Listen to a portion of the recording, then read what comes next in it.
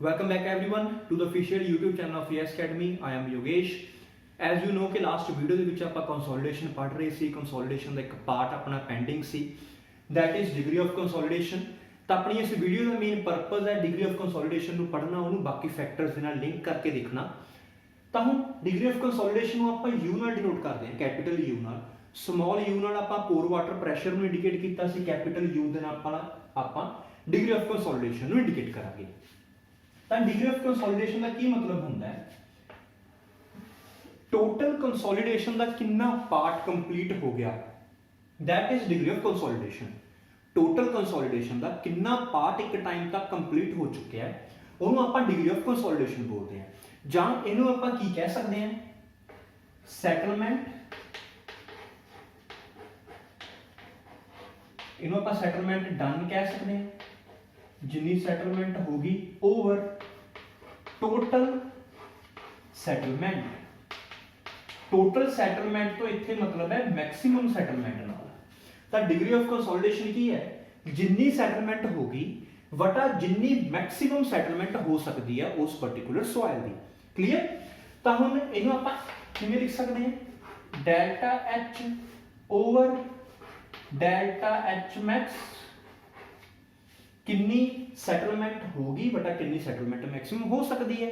But ਜਿਹੜੀ ਆਹ ਕਿੰਨੀ ਸੈਟਲਮੈਂਟ ਮੈਕਸਿਮਮ ਹੋ ਸਕਦੀ ਹੈ ਇਹ ਆਪਾਂ ਨੂੰ ਸੋਇਲ ਦੀ ਐਗਜ਼ੈਕਟਲੀ ਪਤਾ ਨਹੀਂ ਹੁੰਦੀ, ਕਦੇ ਵੀ ਕੈਲਕੂਲੇਟ ਨਹੀਂ ਹੋ ਸਕਦੀ। ਤਾਂ ਆਪਾਂ ਇਹਨੂੰ ਕੈਲਕੂਲੇਟ ਕਰਨ ਦੇ ਲਈ ਯੂਜ਼ ਕਰਦੇ ਹਾਂ ਪੋਰ ਵਾਟਰ ਪ੍ਰੈਸ਼ਰ ਨੂੰ। ਆਪਾਂ ਸ਼ੁਰੂ ਦੇ ਵਿੱਚ ਕੀ ਪੜਿਆ ਸੀਗਾ ਵੀ ਪ੍ਰਾਇਮਰੀ ਕੰਸੋਲੀਡੇਸ਼ਨ ਜਿਹੜੀ ਆਪਣੀ ਹੋਊਗੀ 1 ਡਿਗਰੀ ਕੰਸੋਲੀਡੇਸ਼ਨ, ਇਹ ਆਪਾਂ ਉਦੋਂ ਖਤਮ ਹੋਈ ਸਪੋਜ਼ ਕਰਾਂਗੇ ਜਦੋਂ ਪੋਰ ਵਾਟਰ ਪ੍ਰੈਸ਼ਰ ਕੀ ਹੋ ਗਿਆ? 0 ਹੋ ਗਿਆ। ਯਾਨੀ ਕਿ ਪੋਰ ਵਾਟਰ ਪ੍ਰੈਸ਼ਰ ਇੰਨਾ ਘੱਟ ਹੋ ਗਿਆ ਵੀ ਉਹਦੀ ਅਪਰੋਕਸੀਮੇਟਲੀ ਆਪਾਂ 0 ਮੰਨ ਲਾਂਗੇ। ਤਾਂ ਉੱਥੇ ਕੀ ਹੋਊਗਾ? ਆਪਣੀ ਸੈਟਲਮੈਂਟ ਕੰਪਲੀਟ ਹੋ ਜਾਊਗੀ, ਟੋਟਲ ਸੈਟਲਮੈਂਟ ਹੋ ਜਾਊਗੀ। ਯਾਨੀ ਕਿ ਇਸ ਟਾਈਮ ਉੱਪਰ ਐਟ ਟਾਈਮ t, ਕਿਸੇ ਵੀ ਟਾਈਮ t ਦੇ ਉੱਪਰ ਜਿਹੜਾ ਪੋਰ ਵਾਟਰ ਪ੍ਰੈਸ਼ਰ ਹੈ ਉਹਦਾ ਕੋਈ ਮੈਗਨੀਟਿਊਡ ਹੋਊਗਾ, ਕੋਈ ਵੀ ਆਪਾਂ μ f ਲਿਖ ਲੈਂਦੇ ਹਾਂ ਫਾਈਨਲ, ਜਾਂ μ t ਲਿਖ ਲੈਂਦੇ ਹਾਂ। ਚਲੋ t ਟਾਈਮ ਤੇ ਆਪਾਂ μ t ਨਾਲ ਇੰਡੀਕੇਟ ਕਰ ਲੈਂਦੇ ਹਾਂ ਇਹਨੂੰ। ਤਾਂ ਐਟ ਟਾਈਮ 0 μ i ਹੋਊਗਾ ਇਨੀਸ਼ੀਅਲੀ। ਜਦੋਂ ਮੇਰਾ μ t ਹੈ ਯਾਨੀ ਕਿ ਜਿਹੜਾ ਪੋਰ ਵਾਟਰ ਪ੍ਰੈਸ਼ਰ, ਉਸ ਪੋਰ ਵਾਟਰ ਪ੍ਰੈਸ਼ਰ 0 ਹੋ ਜਾਊਗਾ, ਨਾਲ ਦੀ ਨਾਲ ਮੇਰੀ ਟੋਟਲ ਸੈਟਲਮੈਂਟ ਵੀ ਕੀ ਹੋ ਜੂਗੀ? ਕੰਪਲੀਟ ਹੋ ਜੂਗੀ। ਯਾਨੀ ਕਿ ਜਿੰਨਾ ਮੇਰਾ ਪੋਰ ਵਾਟਰ ਪ੍ਰੈਸ਼ਰ ਹਲੇ ਬਾਕੀ ਰਹਿੰਦਾ ਹੈ ਖਤਮ ਕਰਨ ਵਾਲਾ, ਉਨੀ ਹਲੇ ਸੈਟਲਮੈਂਟ ਪਈ ਹੈ। ਜਿੰਨਾ ਮੇਰਾ ਪੋਰ ਵਾਟਰ ਪ੍ਰੈਸ਼ਰ ਖਤਮ ਹੋ ਗਿਆ ਉਨੀ ਸੈਟਲਮੈਂਟ ਕੰਪਲੀਟ ਹੋ ਗਈ। ਯਾਨੀ ਕਿ ਆਪਾਂ ਕੀ ਕਹਿ ਸਕਦੇ ਹਾਂ? ਹੁਣ ਸੈਟਲਮੈਂਟ ਡਨ ਕਿੱਥੋਂ ਪਤਾ ਲੱਗੀ? ਜਿੰਨਾ ਪੋਰ ਵਾਟਰ ਪ੍ਰੈਸ਼ਰ ਘਟ ਗਿਆ। ਯਾਨੀ ਕਿ μ ਇਨੀਸ਼ੀਅਲ ਮਾਈਨਸ μ t, ਇਹ ਕੀ ਇੰਡੀਕੇਟ ਕਰ ਰਿਹਾ ਹੈ? ਕਿੰਨਾ ਪੋਰ ਵਾਟਰ ਪ੍ਰੈਸ਼ਰ ਆਲਰੇਡੀ ਘਟ ਚੁੱਕਿਆ ਹੈ। ਕਲੀਅਰ? ਕਿੰਨਾ ਪੋਰ ਵਾਟਰ ਪ੍ਰੈਸ਼ਰ ਖਤਮ ਹੋਏ ਤੇ ਕੰਸੋਲੀਡੇਸ਼ਨ ਕੰਪਲੀਟ ਹੋਊਗੀ? ਜਿੰਨਾ ਟੋਟਲ ਹੈਗਾ ਸੀ, ਯਾਨੀ ਕਿ ਡਿਵਾਈਡਡ ਬਾਈ μ i। ਇਹ ਆਪਾਂ ਨੂੰ ਕੀ ਦੇ ਦੂਗਾ? Degree of consolidation. ਜੇ ਡਿਗਰੀ ਆਫ ਕੰਸੋਲੀਡੇਸ਼ਨ ਨੂੰ ਪਰਸੈਂਟੇਜ ਲਿਖਣਾ ਹੋਵੇ ਤਾਂ ਆਪਾਂ ਮਲਟੀਪਲਾਈ ਬਾਈ 100 ਕਰ ਲਾਂਗੇ। ਫਿਰ ਤੋਂ ਰਿਪੀਟ ਕਰ ਰਹੇ ਹਾਂ। ਟੋਟਲ ਪੋਰ ਵਾਟਰ ਪ੍ਰੈਸ਼ਰ ਕੰਸੋਲੀਡੇਸ਼ਨ ਸ਼ੁਰੂ ਹੋਣ ਵੇਲੇ μ i ਸੀਗਾ initial, at time t μ t ਹੈ। ਜਦੋਂ ਕੰਸੋਲੀਡੇਸ਼ਨ ਖਤਮ ਹੋਊਗੀ ਉਦੋਂ ਇਹਦੀ ਵੈਲਿਊ ਕਿੰਨੀ ਹੋ ਜੂਗੀ? 0 ਹੋ ਜੂਗੀ। ਯਾਨੀ ਕਿ ਸੈਟਲਮੈਂਟ ਡਨ ਕਿੰਨੀ ਹੋਊਗੀ? ਜਿੰਨਾ ਪੋਰ ਵਾਟਰ ਪ੍ਰੈਸ਼ਰ ਘਟ ਗਿਆ। ਸੈਟਲਮੈਂਟ ਹੋਣੀ ਕਿੰਨੀ ਸੀ ਟੋਟਲ? ਜਿੰਨਾ ਪੋਰ ਵਾਟਰ ਪ੍ਰੈਸ਼ਰ ਸ਼ੁਰੂ ਚ ਸੀਗਾ। ਯਾਨੀ ਕਿ ਇਹਨਾਂ ਦੋਨਾਂ ਦੀ ਰੇਸ਼ੋ ਮੈਨੂੰ ਕੀ ਦੇ ਦੂਗੀ? u, ਯਾਨੀ ਕਿ ਡਿਗਰੀ ਆਫ ਕੰਸੋਲੀਡੇਸ਼ਨ। ਇਹਨੂੰ ਆਪਾਂ ਪਰਸੈਂਟੇਜ ਚ ਵੀ ਇੰਡੀਕੇਟ ਕਰ ਸਕਦੇ ਹਾਂ। ਪਰਸੈਂਟੇਜ ਚ ਇੰਡੀਕੇਟ ਕਰਨ ਲਈ ਇਹਨੂੰ ਆਪਾਂ ਮਲਟੀਪਲਾਈ ਬਾਈ 100 ਕਰਾਂਗੇ। ਹੁਣ u ਨੂੰ ਬਾਕੀ ਫੈਕਟਰਸ ਦੇ ਨਾਲ ਇੰਡੀਕੇਟ ਕਰਨ ਦੇ ਲਈ ਆਪਾਂ ਇੱਕ ਕਾਂਸਟੈਂਟ ਬਣਾਇਆ ਜਿਹਨੂੰ ਨਾਮ ਦਿੱਤਾ ਟਾਈਮ ਫੈਕਟਰ। ਇੱਕ ਕਾਂਸਟੈਂਟ ਟਾਈਮ ਫੈਕਟਰ, ਇਹਨੂੰ ਡਿਨੋਟ ਕੀਤਾ ਆਪਾਂ tv ਦੇ ਨਾਲ। ਇਸ ਕਾਂਸਟੈਂਟ ਦੀ ਲੋੜ ਕਿਉਂ ਪਈ? ਕਿਉਂਕਿ ਜਿਹੜਾ ਆਪਣਾ ਡਿਗਰੀ ਆਫ ਕੰਸੋਲੀਡੇਸ਼ਨ ਹੈ u, ਇਹ ਡਾਇਰੈਕਟਲੀ ਬਾਕੀ ਫੈਕਟਰਸ ਦੇ ਨਾਲ ਲਿੰਕ ਨਹੀਂ ਕਰ ਰਹੀ। ਤਾਂ ਇਹਨੂੰ ਬਾਕੀ ਫੈਕਟਰਸ ਦੇ ਨਾਲ ਲਿੰਕ ਕਰਨ ਦੇ ਲਈ ਆਪਾਂ ਟਾਈਮ ਫੈਕਟਰ ਇਨਵੈਂਟ ਕੀਤਾ। ਟਾਈਮ ਫੈਕਟਰ ਇੱਕ ਕਾਂਸਟੈਂਟ ਕੰਸੀਡਰ ਕੀਤਾ। ਟਾਈਮ ਫੈਕਟਰ ਨੂੰ ਆਪਾਂ ਬਾਕੀ ਫੈਕਟਰਸ ਦੀਆਂ ਟਰਮਸ 'ਚ ਵੀ ਬਣਾਇਆ ਤੇ u ਦੀਆਂ ਟਰਮਸ 'ਚ ਵੀ ਬਣਾਇਆ। ਕਿਵੇਂ?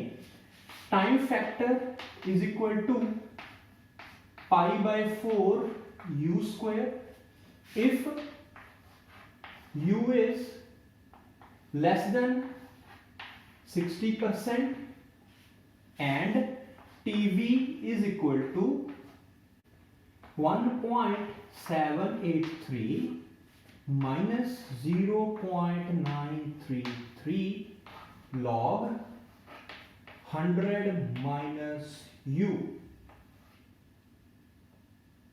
100 माइनस u ये कदों यूज करना है जे u ग्रेटर दैन होगी 60% तो सिर्फ ਤਾਂ ਹੀ ਆਪਾਂ ਇਸ ਰਿਲੇਸ਼ਨ ਨੂੰ ਯੂਜ਼ ਕਰਾਂਗੇ ਜੇ ਇਜ਼ ਇਕੁਅਲ ਟੂ 60% ਹੋਗੀ ਤਾਂ ਵੀ ਆਪਾਂ ਉੱਪਰ ਰਿਲੇਸ਼ਨ ਨੂੰ ਹੀ ਕੰਸੀਡਰ ਕਰ ਲੈਂਦੇ ਹੁੰਦੇ ਆ ਤਾਂ tv is equal to pi by 4 u square ਹੋਊਗਾ tv ਇੱਕ ਕਾਂਸਟੈਂਟ ਹੈ ਟਾਈਮ ਫੈਕਟਰ ਇਹਨੂੰ ਦੂਸਰੇ ਨਾਲ ਕਿਵੇਂ ਲਿੰਕ ਕਰਦੇ ਆ ਆਪਾਂ ਅੱਗੇ ਦੇਖਦੇ ਹਾਂ ਪਾਈ ਬਾਈ 4 u ਸਕੁਅਰ ਦੇ ਬਰਾਬਰ ਹੋਊਗਾ ਜੇ u ਘੱਟ ਹੈ 60% ਤੋਂ tv is equal to 1.783 minus 0.933 log 100 minus u ਦੇ ਬਰਾਬਰ ਹੋਊਗਾ ਜੇ ਆਪਣੇ ਕੋਲੇ ਟਾਈਮ ਜੇ ਆਪਣੇ ਕੋਲੇ u ਦੀ ਵੈਲਿਊ ਗ੍ਰੇਟਰ ਦੈਨ 60% ਹੈ ਹੁਣ ਇਹੀ tv ਦਾ ਇੱਕ ਰਿਲੇਸ਼ਨ ਹੁੰਦਾ ਹੈ cv into t over d square tv is equal to cv t upon d square tv time factor है cv अपना coefficient of consolidation same t ਇੱਥੇ ਆਪਣਾ ਹੁੰਦਾ ਟਾਈਮ ਕਿੰਨਾ ਟਾਈਮ ਰਿਕੁਆਇਰਡ ਹੋਊਗਾ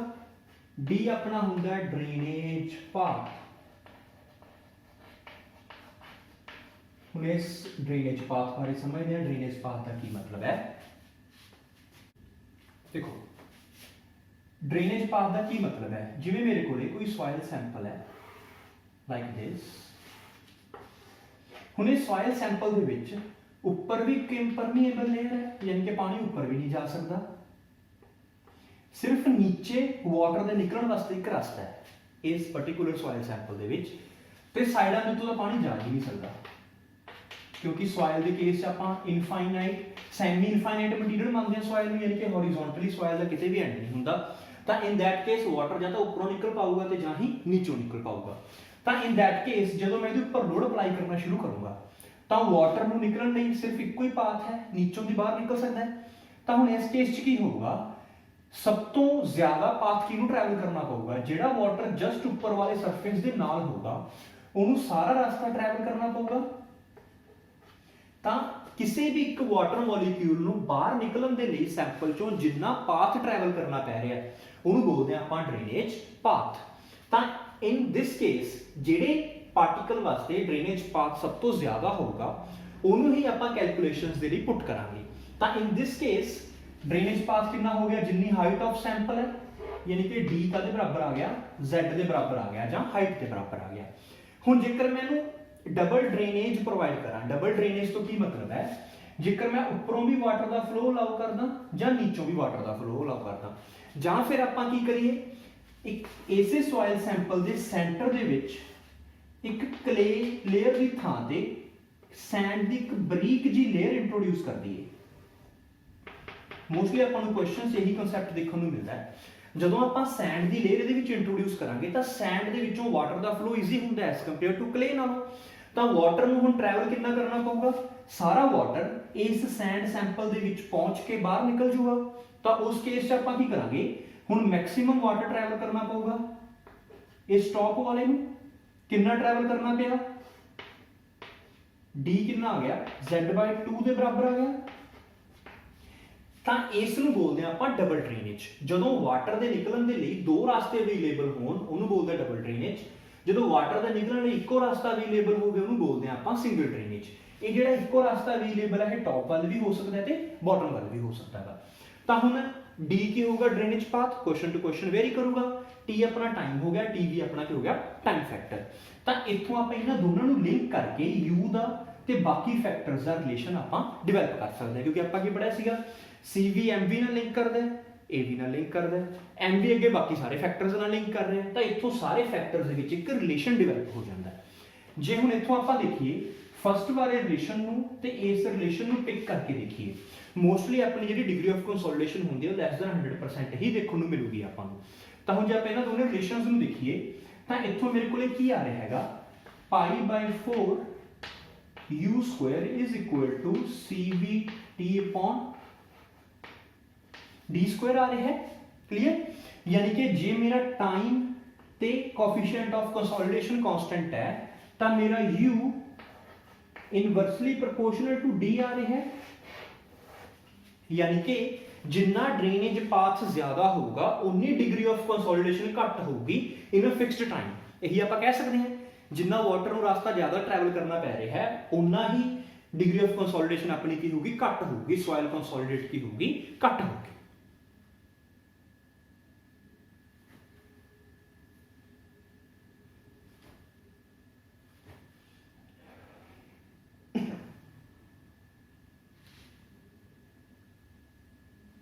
जे होर फैक्टर्स ਨੂੰ लिंक करना होवे किवें कर सकते हैं।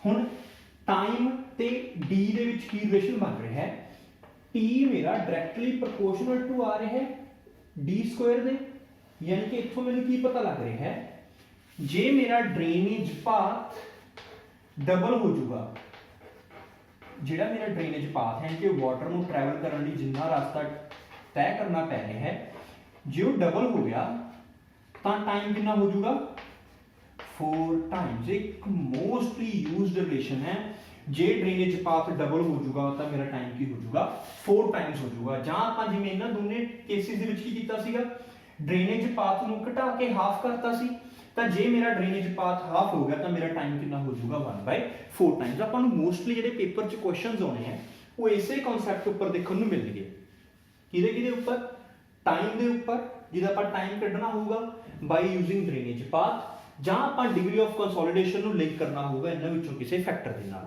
ਜੇ ਆਪਾਂ ਡਿਗਰੀ ਆਫ ਕੰਸੋਲੀਡੇਸ਼ਨ ਨੂੰ ਟਾਈਮ ਨਾਲ ਲਿੰਕ ਕਰੀਏ ਤਾਂ ਡਿਗਰੀ ਆਫ ਕੰਸੋਲੀਡੇਸ਼ਨ ਪ੍ਰੋਪੋਰਸ਼ਨਲ ਹੈ ਅੰਡਰ ਰੂਟ ਆਫ ਟਾਈਮ ਦੇ। ਇਹ ਵੀ ਆਪਾਂ ਨੂੰ ਇੱਥੋਂ ਪਤਾ ਲੱਗ ਪਾ ਰਿਹਾ। ਇਹਦੇ ਵਿੱਚ ਇੱਕ ਗੱਲ ਦਾ ਧਿਆਨ ਜ਼ਰੂਰ ਰੱਖਣਾ ਹੈ, ਜਦੋਂ ਆਪਾਂ ਡਿਗਰੀ ਆਫ ਕੰਸੋਲੀਡੇਸ਼ਨ ਨੂੰ ਲਿੰਕ ਕਰਾਂਗੇ, ਡਿਗਰੀ ਆਫ ਕੰਸੋਲੀਡੇਸ਼ਨ ਜਿਵੇਂ ਹੀ ਇਹਨਾਂ ਰਿਲੇਸ਼ਨਸ ਦੇ ਵਿੱਚ ਪੁੱਟ ਹੋਊਗੀ ਤਾਂ ਜੇ 60% ਤੋਂ ਘੱਟ ਹੈ ਫਿਰ ਹੀ ਇਹ ਉੱਪਰਲਾ ਰਿਲੇਸ਼ਨ ਯੂਜ਼ ਕਰਨਾ ਹੈ, जे 60% तो ज्यादा है तो आप इस रिलेशन यूज करांगे।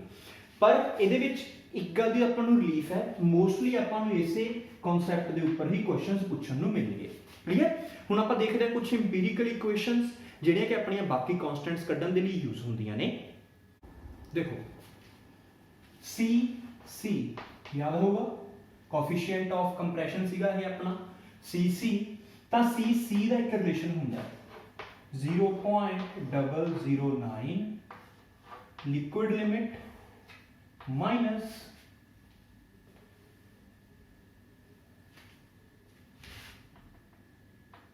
(10)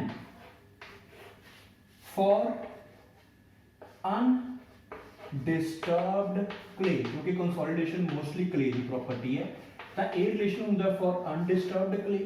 इन केस मेरी क्ले डिस्टर्ब्ड है या रीमोल्डेड है, रीमोल्डेड का मतलब उन्होंने आप कोई शेप प्रोवाइड की हुई है, तो इन केस जे मेरी क्ले डिस्टर्ब्ड है या रीमोल्डेड है तो उस केस की होगा 0.007 लिक्विड लिमिट -7।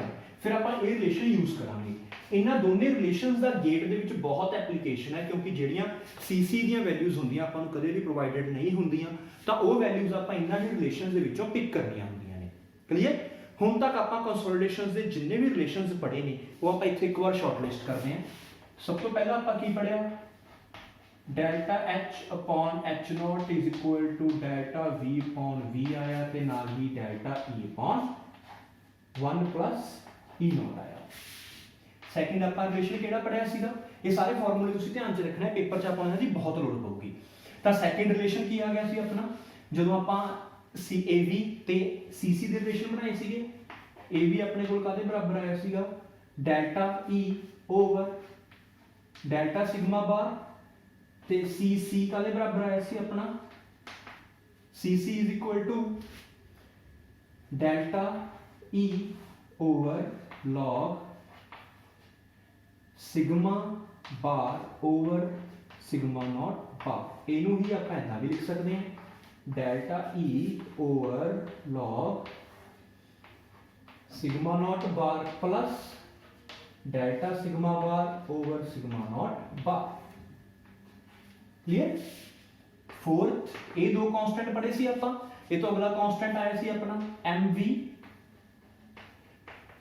MV का अपने को रिलेशन बनी सी, एक रिलेशन बनया सी अपना AV over 1 plus E not. Next अपना रिलेशन बनया सीगा MV तो बाद आप CV पढ़िया सीगा, CV का बराबर आया सीगा K over mv Gama water. ਇਹ ਰਿਲੇਸ਼ਨਸ ਪੜ੍ਹੇ ਸੀਗੇ। ਜਿਹੜੇ ਇਹ ਪੰਜ ਰਿਲੇਸ਼ਨਸ ਨੇ ਇਹਨਾਂ ਦੇ ਵਿੱਚੋਂ ਆ ਚਾਰ ਕਨਸਟੈਂਟਸ ਹੈ। ਇਹਨਾਂ ਕਨਸਟੈਂਟਸ ਦੇ ਉੱਤੇ ਆਪਾਂ ਨੂੰ ਮੋਸਟਲੀ ਪੇਪਰ 'ਚ ਕੁਐਸਚਨ ਦੇਖਣ ਨੂੰ ਮਿਲਦਾ ਹੈ, ਤਾਂ ਇਹ ਕਨਸਟੈਂਟਸ ਆਪਣੇ ਧਿਆਨ 'ਚ ਹੋਣੇ ਚਾਹੀਦੇ ਆ। ਇੱਥੇ ਆ ਕੇ ਆਪਣਾ ਕੰਸੋਲੀਡੇਸ਼ਨ ਕੰਪਲੀਟ ਹੁੰਦਾ ਹੈ। ਇਸ ਤੋਂ ਬਿਨਾਂ ਜਿਹੜੇ ਕੁਝ ਫਾਰਮੂਲੇ ਸੀ ਉਹ ਆਪਣੇ ਡੈਲਟਾ ਐਚ ਕੈਲਕੂਲੇਟ ਕਰਨ ਦੇ ਸੀਗੇ, ਉਹ ਇਹਨਾਂ ਦੇ ਵਿੱਚੋਂ ਹੀ ਬਣ ਜਾਂਦੇ ਨੇ, ਰਿਲੇਟਿਵਲੀ ਇੰਡੀਕੇਟ ਕਰਕੇ, ਰਿਲੇਟਿਵਲੀ ਕਨੈਕਟ ਕਰਕੇ ਇਹਨਾਂ ਨੂੰ। ਇਸ ਤੋਂ ਬਿਨਾਂ ਜਿਹੜੇ ਇੱਕ ਰਿਲੇਸ਼ਨ ਆਪਾਂ ਅੱਜ ਹੀ ਪੜ੍ਹਿਆ ਹੈਗਾ ਕਿਹੜਾ, TV the, tv is equal to pi by 4 u square is equal to cvt upon t square। इसे cv ਆਪਾਂ ਇਹਨਾਂ ਹੀ ਰਿਲੇਸ਼ਨ ਦੇ ਵਿੱਚ ਇੱਥੋਂ ਕੈਲਕੂਲੇਟ ਕਰ ਸਕਦੇ ਹਾਂ। ਕਲੀਅਰ। ਇੱਥੇ ਆ ਕੇ ਆਪਣਾ ਕੰਸੋਲੀਡੇਸ਼ਨ ਪੂਰੀ ਤਰ੍ਹਾਂ ਨਾਲ ਕੰਪਲੀਟ ਹੁੰਦਾ ਹੈ। ਕੰਸੋਲੀਡੇਸ਼ਨ ਤੋਂ ਬਾਅਦ ਜਿਹੜੇ ਆਪਣੇ ਮੇਨਲੀ ਟੌਪਿਕਸ ਰਹਿ ਜਾਂਦੇ ਉਹਨਾਂ ਵਿੱਚੋਂ ਇੰਨਾ ਪੇਪਰ ਆਪਾਂ ਨੂੰ ਦੇਖਣ ਨੂੰ ਨਹੀਂ ਮਿਲਦਾ। ਮੇਜਰਲੀ ਪੇਪਰ ਇਹਨਾਂ ਟੌਪਿਕਸ ਦੇ ਵਿੱਚੋਂ ਹੀ ਦੇਖਣ ਨੂੰ ਮਿਲੂਗਾ। ਜਿਨ੍ਹਾਂ ਸਟੂਡੈਂਟਸ ਨੇ ਪਿਛਲੀਆਂ ਵੀਡੀਓਜ਼ ਹਾਲੇ ਤੱਕ ਨਹੀਂ ਦੇਖੀਆਂ, ਪਿਛਲੀਆਂ ਵੀਡੀਓਜ਼ ਜ਼ਰੂਰ ਦੇਖ ਲਓ। ਉਹਨਾਂ ਦੇ ਵਿੱਚ ਬਹੁਤ ਇੰਪੋਰਟੈਂਟ ਟੌਪਿਕਸ ਨੇ ਜਿਹੜੇ ਆਪਾਂ ਡਿਸਕਸ ਕੀਤੇ ਨੇ। ਇਹ ਟੌਪਿਕਸ ਤੁਹਾਨੂੰ ਗੇਟ ਦੇ ਐਗਜ਼ਾਮ ਲਈ ਵੀ ਇੰਪੋਰਟੈਂਟ ਨੇ, ਐਸਡੀਓ ਦੇ ਐਗਜ਼ਾਮ ਲਈ ਵੀ ਇੰਪੋਰਟੈਂਟ ਹੈ ਤੇ ਏਈ ਦੇ ਐਗਜ਼ਾਮ ਲਈ ਵੀ ਇੰਪੋਰਟੈਂਟ ਨੇ। ਤਾਂ ਕੋਸ਼ਿਸ਼ ਕਰੋ ਜਿਹੜਾ ਵੀ ਸਟੱਡੀ ਮਟੀਰੀਅਲਸ ਗਰੁੱਪਸ ਦੇ ਵਿੱਚ ਅਪਲੋਡ ਹੁੰਦਾ ਉਹ ਆਪਣੇ ਕੋਲ ਸੇਵ ਕਰਕੇ ਰੱਖੋ ਤੇ ਉਹਦੀ ਨਾਲ ਦੀ ਨਾਲ ਪ੍ਰੈਕਟਿਸ ਕਰੀ ਚੱਲੋ। ਜਿਨ੍ਹਾਂ ਨੇ ਹਾਲੇ ਤੱਕ ਚੈਨਲ ਨੂੰ ਸਬਸਕ੍ਰਾਈਬ ਨਹੀਂ ਕੀਤਾ, ਸਬਸਕ੍ਰਾਈਬ ਕਰ ਲਿਓ। ਟੈਲੀਗ੍ਰਾਮ ਚੈਨਲ ਤੇ WhatsApp ਗਰੁੱਪ ਦੇ ਜਿਹੜੇ ਲਿੰਕਸ ਹੈ ਨੀਚੇ ਡਿਸਕ੍ਰਿਪਸ਼ਨ ਦੇ ਵਿੱਚ ਪ੍ਰੋਵਾਈਡਡ ਨੇ। Thank you very much.